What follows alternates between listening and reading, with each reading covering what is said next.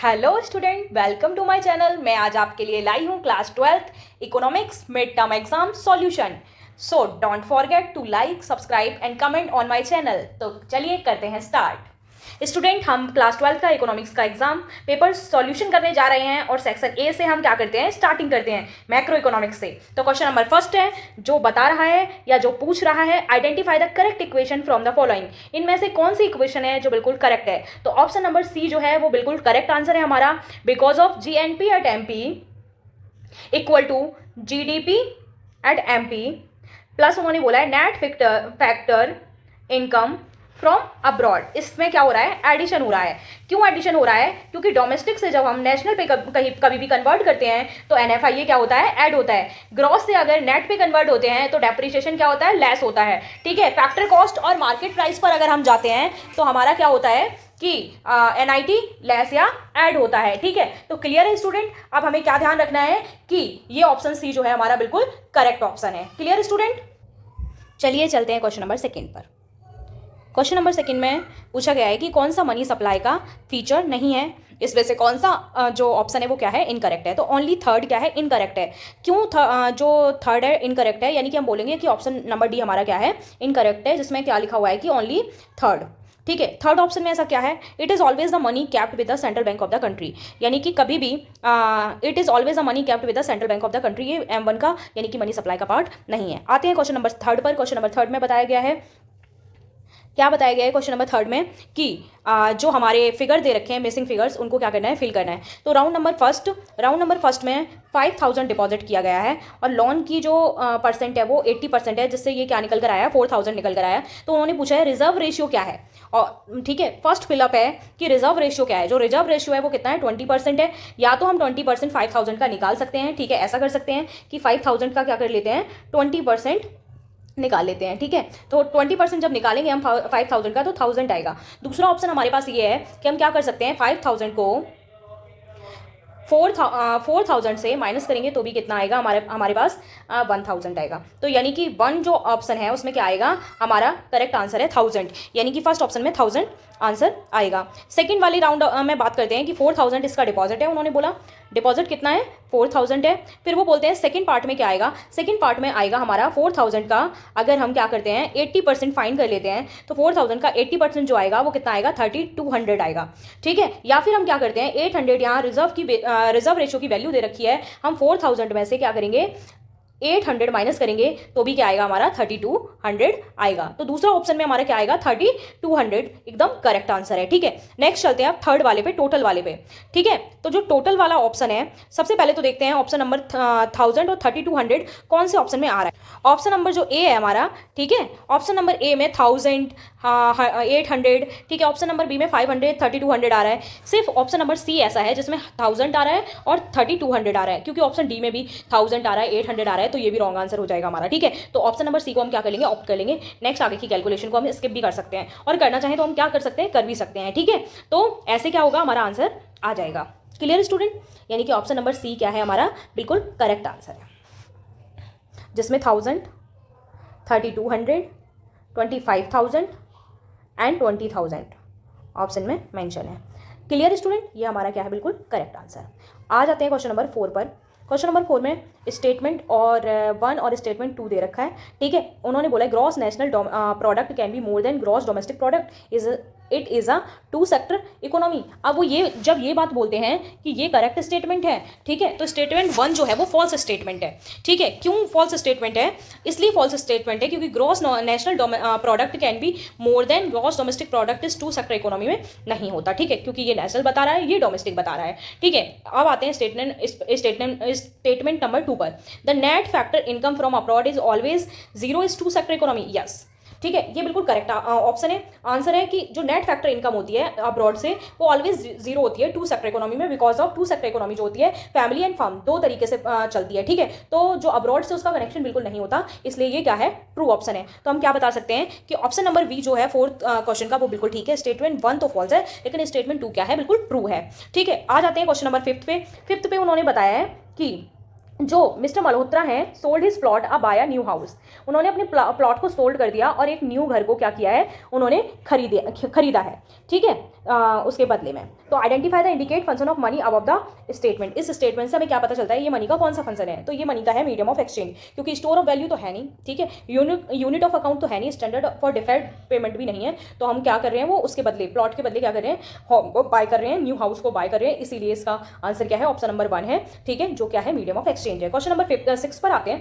Question number 6 में ये बोला गया है कि इनको क्या करना है, मैचिंग करनी है, मैचअप करना है, ठीक है, और बताना है कि करेक्ट पेयर कौन सा है, ठीक है, यानी कि इनमें से मैचिंग दे रखी है, इसमें से करेक्ट पेयर कौन सा है ये बताना है, ठीक है। तो क्वेश्चन नंबर 6 में जो करेक्ट पेयर है वो है हमारा फर्स्ट ऑप्शन नंबर ए, जो क्या कर रहा है, ए से आई को क्या कर रहा है, मैच कर रहा है, ए और 1 क्या हो रहे हैं, मैच हो रहे हैं। Vegetable grown in personal garden, ये नॉन मार्केटेड एक्टिविटी है, ठीक है।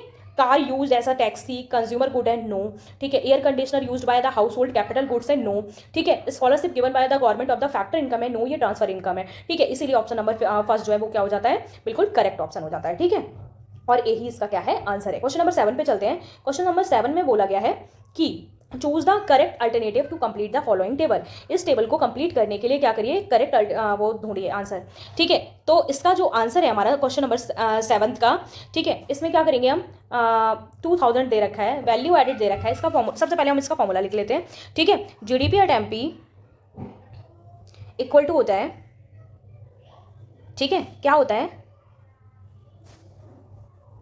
Value of output minus intermediate consumption. Clear student?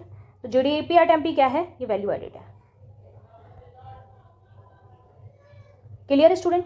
अब क्या वैल्यू ऑफ आउटपुट कितना दे रखा है, 2000 दे रखा है, ठीक है। आईसी कितना दे रखा है, नहीं दे रखा है, ठीक है, एक्स मान लेते हैं, और ये हमारा क्या दे रखा है, 2000, ठीक है। तो इंटरमीडिएट कंजम्पशन क्या होगा, 0 होगा।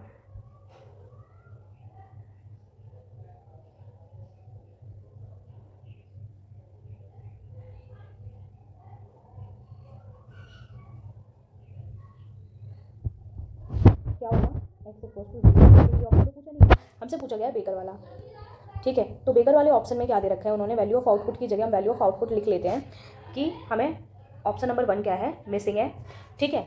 इंटरमीडिएट कंजम्पशन कितना है, 2000 है, ठीक है, माइनस, ठीक है, और ये वाली जो वैल्यू एडिड मेथड का दे रखा है 2000, तो जब भी इंटरमीडिएट कंजम्पशन इस साइड आएगा तो 2000 प्लस 2000 कितना हो जाएगा हमारा, 4000। तो ऑप्शन नंबर 1 में क्या आएगा, 4000, ठीक है। तो 4000 हमारे कितने, 3 ऑप्शन में दे रखा है, तो हम नेक्स्ट वैल्यू भी क्या करते हैं, निकालते हैं। तो नेक्स्ट वैल्यू निकालने के लिए हम क्या करेंगे, ये 400 है, वैल्यू एडिड, ठीक है, और ये 400 है, गलती से मैंने 4000 लिख दिया, ये कितना है, 400 है।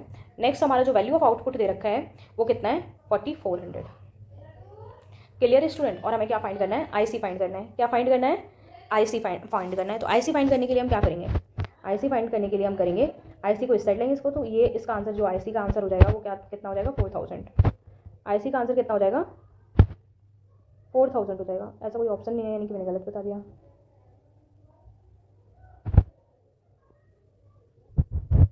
ठीक है। तो आईसी यहाँ पर कितना हो जाएगा, 400 माइनस 4400 माइनस 400, तो कितना हो जाएगा, 4000। ये क्या है हमारा, ऑप्शन नंबर 3 है, दूसरा आंसर मिल गया हमको। अब ऑप्शन नंबर 2 छूट गया है हमारा, ठीक है, जिसमें हम क्या करेंगे, वैल्यू ऑफ आउटपुट को प्लस कर देंगे। फर्स्ट वैल्यू ऑफ आउटपुट कितना है, 2000 है। सेकंड हमने कितना फाइंड किया था, सेकंड हमने फाइंड किया था 4000। Clear student?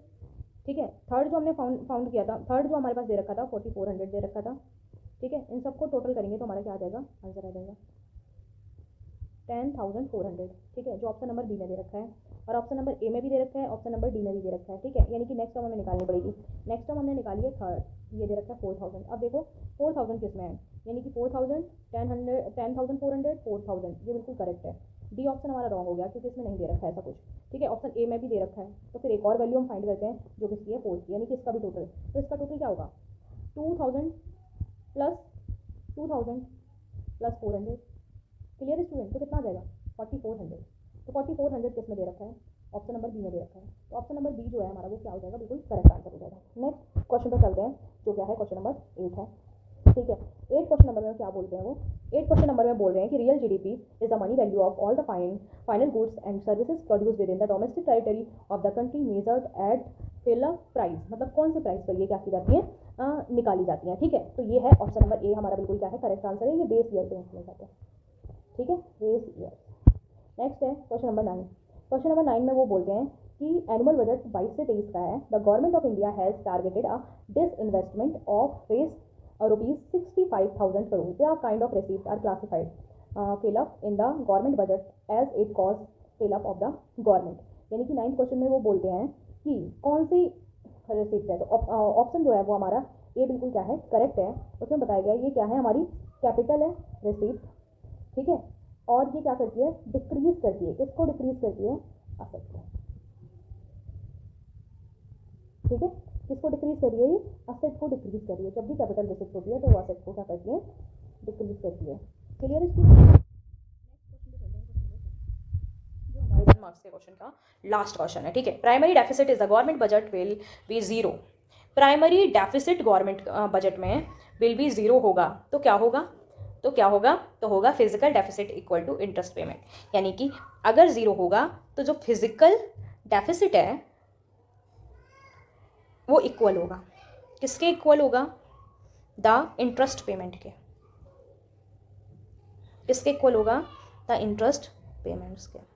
क्लियर स्टूडेंट, यहाँ हमारे 1 मार्क्स के क्वेश्चन कंप्लीट होते हैं।